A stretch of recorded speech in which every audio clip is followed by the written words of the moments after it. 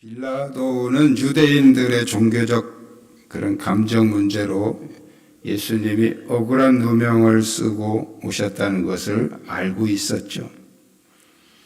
그래서 빌라도는 예수님을 풀어주려고 노력을 했습니다. 그러나 유대인들의 반응이 워낙 완강했기 때문에 빌라도는 이제 소요가 일어나는 걸 싫어했죠. 그래서 사형을 허락해주고 말았습니다.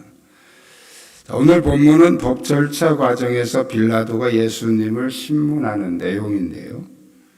예수님은 빌라도의 질문에 두 가지 반응을 보이십니다. 첫 번째 반응은 네가 유대인의 왕이냐? 라고 질문할 때 네 말이 옳다 이렇게 대답을 하셨고요. 두 번째 반응은 유대인들의 고소와 빌라도의 질문에 대해서 아무 말씀도 하지 않으셨죠. 침묵을 행하셨죠. 이제 이것을 법적인 용어로는 묵비권이라고 말합니다. 대답하지 않는 것. 예수님의 침묵은 할 말이 없어서가 아니고 오히려 그 침묵이 더 강력한 어떤 메시지를 담고 있죠. 그래서 오늘 제목을 제가 침묵으로 말하라 이렇게, 침묵은 말 안 하는 건데 그 침묵을 통한 어떤 메시지가 있다는 거죠. 우리 한번 따라 하시겠습니다. 사실이 아닌 것은 침묵합시다. 사람들이 가장 억울해하는 게 뭐냐면 사실이 아닌데 사실인 것처럼 누명을 썼을 때, 나는 분명히 도둑질을 안 했는데 사람들이 날 보고 도둑질을 했다고 그렇게 누명을 씌울 때, 그때가 가장 억울할 때죠. 그래서 사람들은 이 누명을 벗기 위해서 많은 변명들을 늘어놓게 됩니다. 그러나 그 변명으로 인해서 어떤 누명이 벗어진다면 다행이지만 때로는 그 변명이 오히려 더 큰 오해를 불러 일으키게 되고 그래서 더 큰 상처를 받게 되죠. 어떤 질문에 대해서 묵비권을 행사하는 것은 그 질문이 사실이라는 뜻도 있지만 또 한편으로는 대답할 가치가 없다 그런 뜻도 있습니다. 유대인들의 고소와 이 빌라도의 질문에 예수님이 침묵하신 것은 그들의 말하는 내용 자체가 대답할 가치가 없었기 때문이죠. 지금 유대인들이 예수님을 고소한 것은 변명을 듣고 어떤 진실을 밝히려고 하는 질문이 아니었습니다. 자, 어떤 대답이 나오든지 어떤 사실이 밝혀지든지 상관없이 이미 그들은 예수님을 죽이기로 결정해놓고 가는 거예요, 지금. 그러니까 어떤 대답이 나와도 어떤 증거가 나와도 아무 의미 없이 그냥 예수님은 죽여야 된다는 거죠.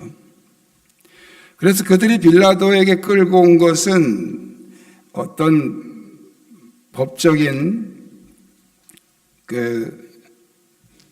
진위 여부를 가리려고 하는 것이 아니에요. 이 사람이 진짜 그렇게 했는지 안 했는지 그걸 가려내려고 끌고 온 것이 아니죠. 다만 사형이라는 법적 허락을 받으려고 한 겁니다. 공정한 재판을 원한 것이 아니죠.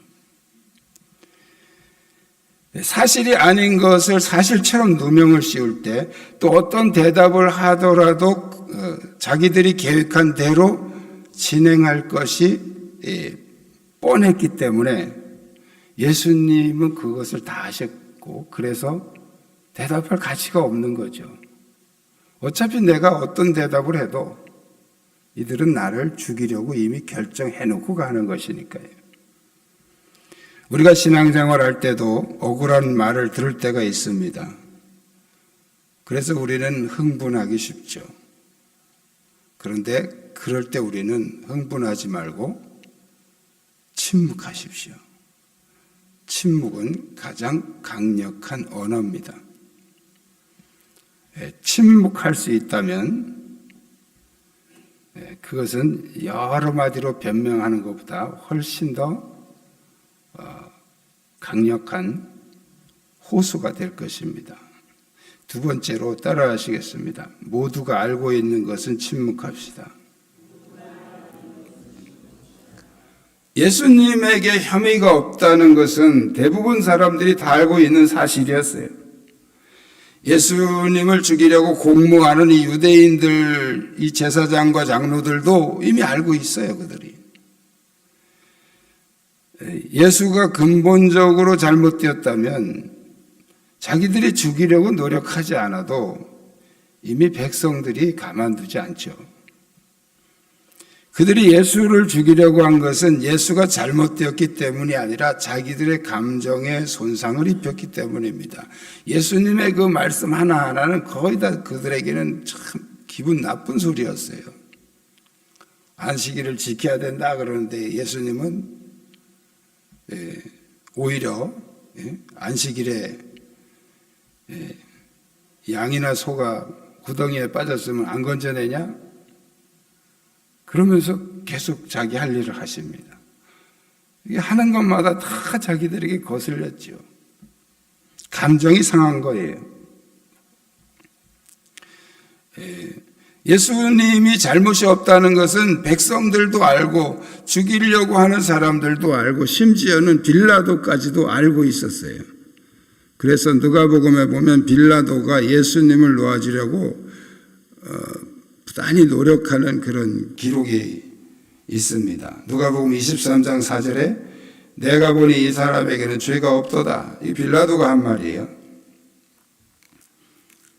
그리고 14절에 너희 고소에 대하여 이 사람에게서 죄를 찾지 못하였고 헤롯이 또한 그렇게 하였고 죽일 일이 없느니라. 22절에 나는 그를 죽일 죄를 찾지 못하였으니 때려서 놓겠노라.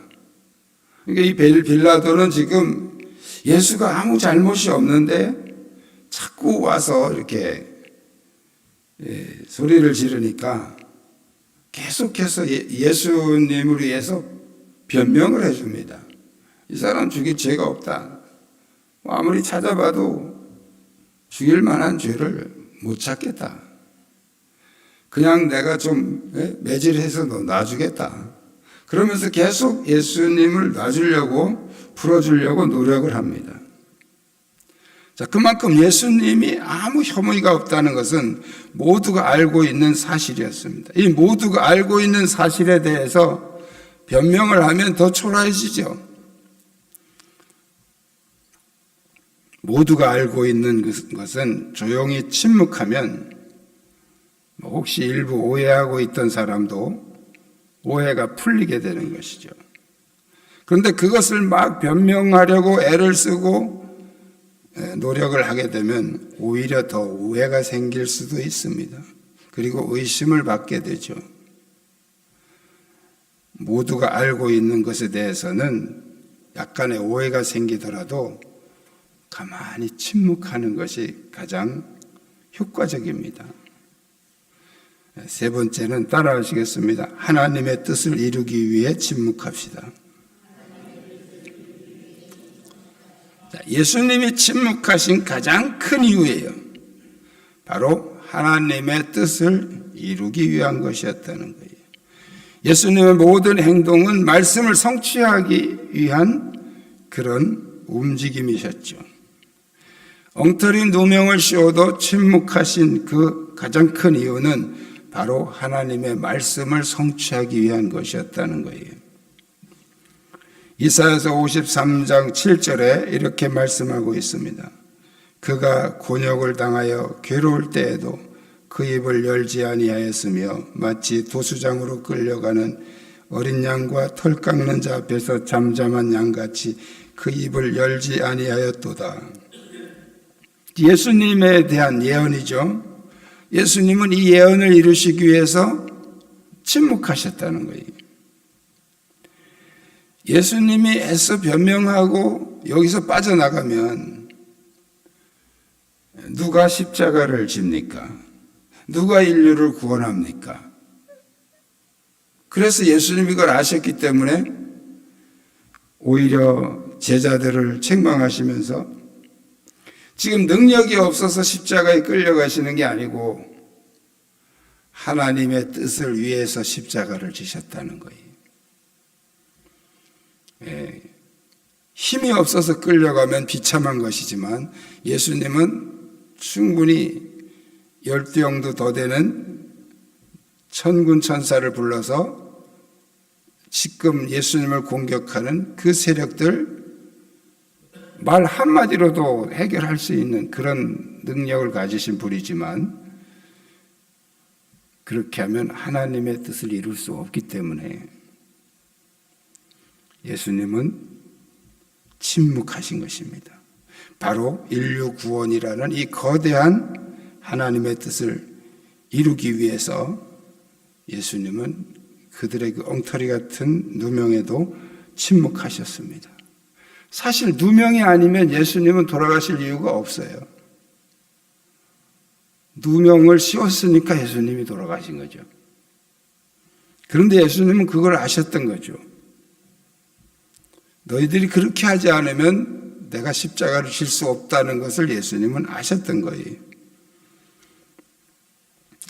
우리 예수 믿는 사람들을 이제 말쟁이라고 이렇게 예수쟁이 또 말쟁이 그런 별명이 붙었습니다. 별로 안 좋은 뜻이죠. 말쟁이. 그거는 말을 잘한다는 그런 개념보다는 너무 변명이 많고 약삭 빠르고 손에 안 보려고 하고 그래서 붙여진 별명입니다. 안 좋은 별명이죠.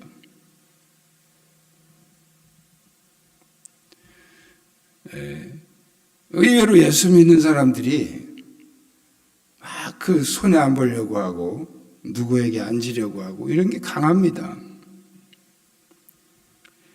하나님의 뜻을 이루기 위해서 예수님이 십자가를 지시고 하나님의 뜻을 이루기 위해서 예수님이 침묵하셨던 것을 우리는 기억해야 됩니다. 오늘도 우리가 침묵하며 십자가를 지지 않으면 그리스도의 복음은 더 이상 진전되지 않습니다. 사람들은 우리가 말을 잘하는 걸 원하지 않습니다. 때로는 손해를 보더라도 거기에 대해서 침묵하면서 좀 수용해주면 거기서 사람들은 더 감동을 받게 되는 것이죠. 여러분 중에 지금 억울한 말로 인해서 상처가 되는 분이 있습니까? 오늘 주님의 침묵을 기억하시기 바랍니다. 침묵은 가장 강력한 외침입니다. 시끄러운 항변은 오히려 오해를 불러오지만 침묵은 오해를 풀어주고 또 하나님의 뜻을 이루는 도구가 될 수 있습니다. 예수 속담에 침묵은 금이다 그런 말도 있잖아요.